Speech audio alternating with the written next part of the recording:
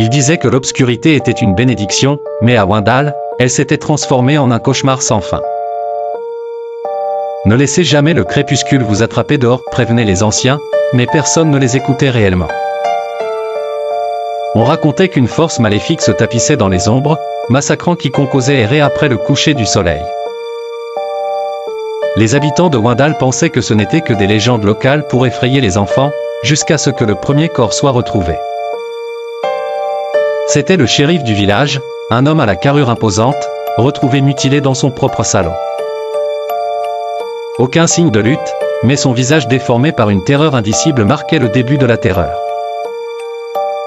Une par une, les âmes de Wendell disparaissaient, laissant derrière elles des traces de violence inhumaine. Le silence nocturne était brisé par des cris déchirants et des chuchotements sinistres.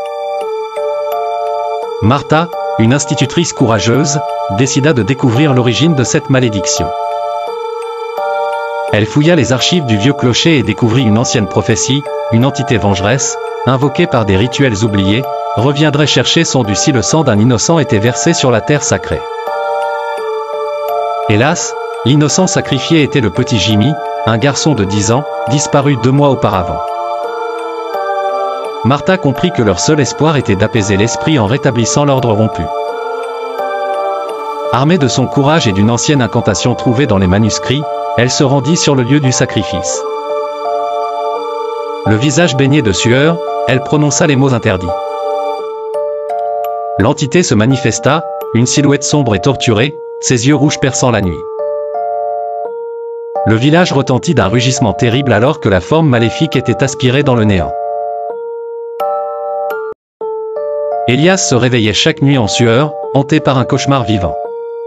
Son appartement, autrefois son refuge, devenait un tombeau dès que le soleil se couchait. La première fois, il avait cru que ce n'était qu'un mauvais rêve. Mais les marques sur ses bras, les griffures qui saignaient encore au matin, racontaient une toute autre histoire.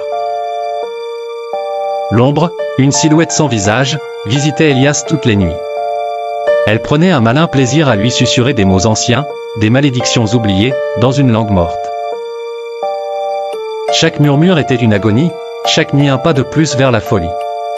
Aucun médecin ne trouvait la cause de ces maux. Un jour, Elias rencontre une vieille femme qui semble en savoir beaucoup plus qu'elle ne le devrait. Elle lui parle d'un esprit démoniaque, condamné à errer jusqu'à trouver un hôte. Elias comprend alors que l'esprit l'a choisi.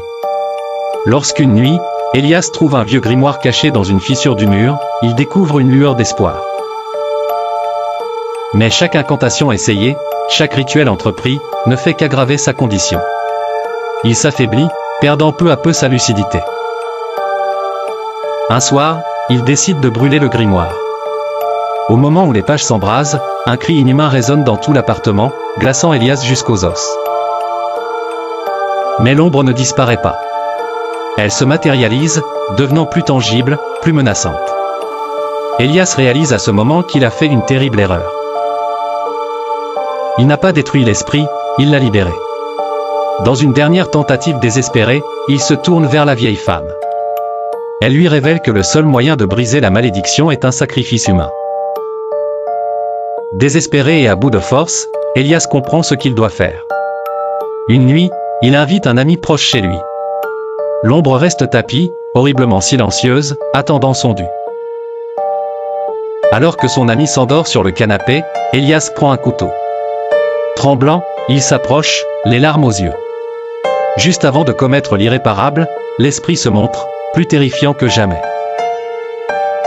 Dans un éclair de lucidité, Elias réalise qu'il ne peut pas le faire. Mais c'est trop tard. L'ombre fond sur lui, possédant son corps dans un dernier râle de triomphe. L'appartement est ensuite retrouvé vide, Elias introuvable. Seules restaient les marques griffées sur les murs, et un couteau ensanglanté laissé à côté du canapé. Chaque nuit depuis, les habitants du quartier affirment entendre des murmures anciens et des cris inhumains émanant du bâtiment abandonné. L'esprit démoniaque est libre, cherchant désormais une nouvelle proie. Minuit. Quand les aiguilles de l'horloge touchent ce moment sacré, les portes du cimetière s'ouvrent comme par magie. Jane, une jeune femme aux cheveux ébènes et au cœur plein de courage, ne croyait guère aux légendes urbaines.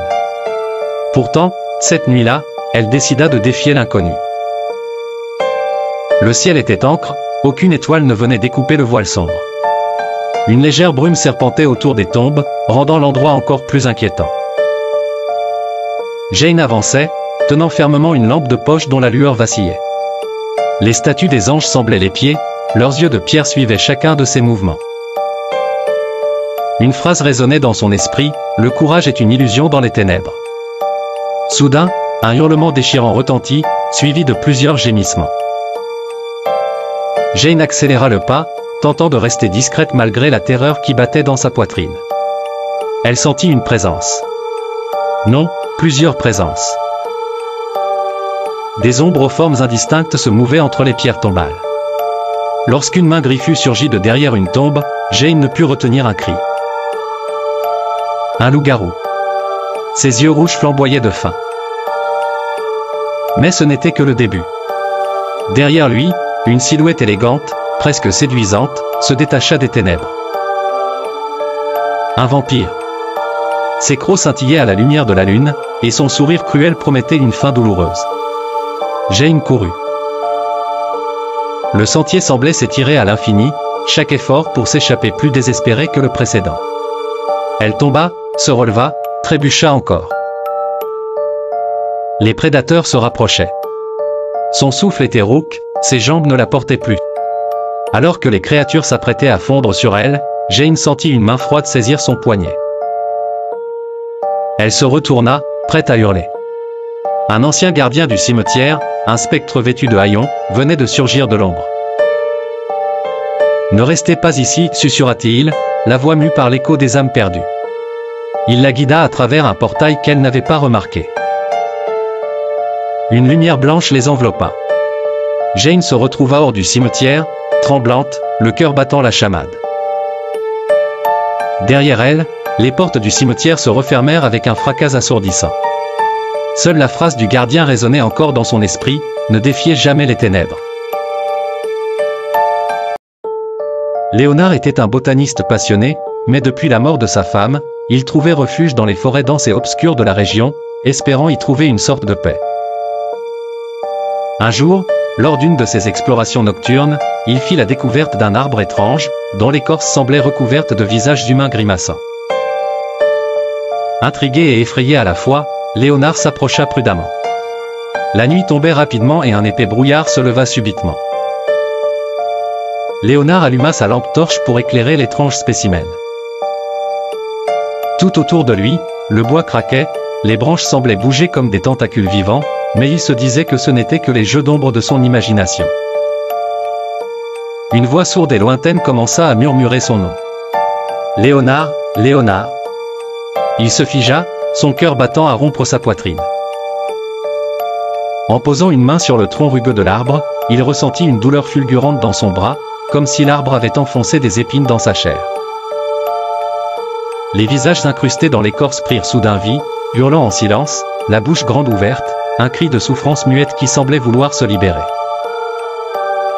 Affolé, Léonard tenta de reculer, mais ses pieds ne répondaient plus. Les racines de l'arbre s'étaient enroulées autour de ses jambes et le maintenaient fermement. « Rejoins-nous » entendit-il distinctement, cette fois à travers les murmures des souffrances des âmes emprisonnées. Il comprit enfin, cet arbre maudit se nourrissait d'âmes humaines, les piégeant pour l'éternité dans une écorce vengeresse. Léonard sentit une force invisible l'attirer vers le tronc. Une douleur intense lui traversa la poitrine et en un instant, il se retrouva aspiré par l'arbre. Les visages horrifiés des âmes captives l'entourèrent, et il fut plongé dans une obscurité sans fin, où le temps n'avait plus de sens. La forêt redevint silencieuse comme si rien ne s'était jamais passé, mais l'horrible vérité était là, Léonard faisait désormais partie de l'arbre des âmes. Les rumeurs sur l'arbre maléfique s'intensifièrent dans le village voisin. On parlait de la disparition de Léonard, mais personne n'osait se rendre dans cette forêt maudite. L'arbre continuait à attendre, affamé, prêt à piéger sa prochaine victime.